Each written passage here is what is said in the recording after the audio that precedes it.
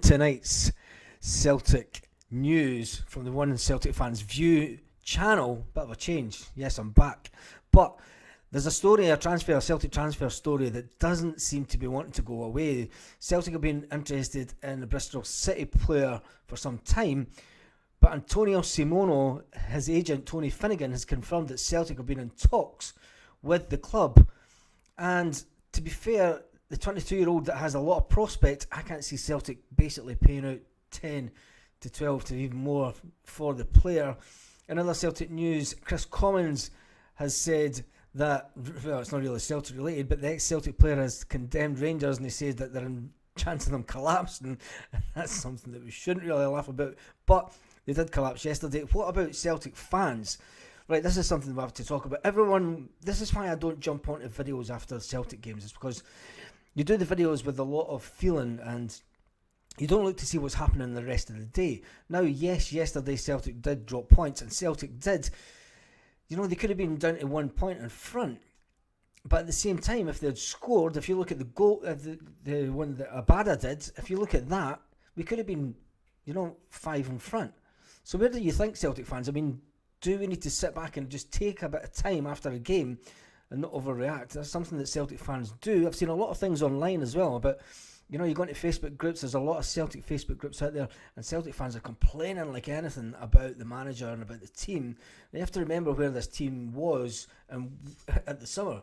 When you think back, Celtic fans, when we were back in the summer last year, July, we never thought we would be in Europe after Christmas. We never thought that we would be even fighting for the league this year. We never thought that Celtic would be fighting for a treble, a potential treble, in Ange Postecoglou's first season. Now, as Celtic fans, you've all got a right to complain about things, but sometimes you really need to just sit back and think about where we've actually been and came from and how bad we were last season under Neil Lennon. Tom Roderick's come under a lot of stick since he came back from playing for Australia. He hasn't reached the heights that he was reaching earlier on in this season. Did that time away take it out of him as a player? Has he not had enough time to rest? He hasn't played every game since he's came back. He has been rested. Is it just the fact that Tom Roderick is running out of steam a bit? Because you look back, David Turnbull was instrumental in a lot of things earlier in the season, and it allowed Roderick to get a bit more room on the pitch. I don't know. Aidan McGreary yesterday, you could see that he was an ex-Celtic player that had some regrets about not staying at Celtic longer. And talking about a Celtic player that is with Celtic currently but is on loan, his first choice back in the summer this year wasn't Celtic. It came out today by Kieran Devlin of The Athletic, dropped a bombshell that Cameron Carter-Vickers' preferred choice of destination was Newcastle. Wow. Consider Newcastle were absolutely shambolic the last few years, and Newcastle is one of those teams that they always underachieve. It doesn't matter what you say. And as far as him now being at Celtic, it looks as if he's loving his time at Celtic. Newcastle was his preference, but in August there wasn't any serious interest.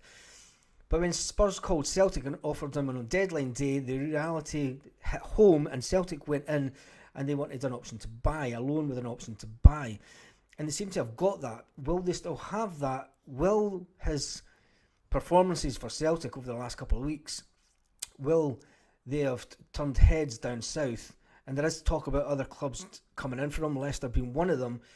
But will his head have been turned enough if we get into the Champions League, if Celtic can win this league this year, if we can maintain this? And I said in Christmas, if we get to Christmas and we're in touching distance of sevco, we will win the league. I posted that many a time back on the community tab, and if you've not been on the community tab in this channel, you're missing where all the action is. Anyway, I think we will win the league. Might be a bit cocky of me saying that, but we've got enough in the squad. What the manager's done since the new year has just been absolutely fantastic. And I just think that there's no way on this world can we let them win the league this year. There's too much money involved in Celtic. We need to improve in Europe, and this is one of the things. Maybe we will be going for this striker that's done at Bristol. We need firepower. We need to be scoring more goals. We are scoring more goals. Our defence is a bit leaky. Where does our defence go from here? And on that note, it's been a great evening, Celtic fans. I shall see you tomorrow morning for more Celtic Fans news on this One Celtic Fans View channel.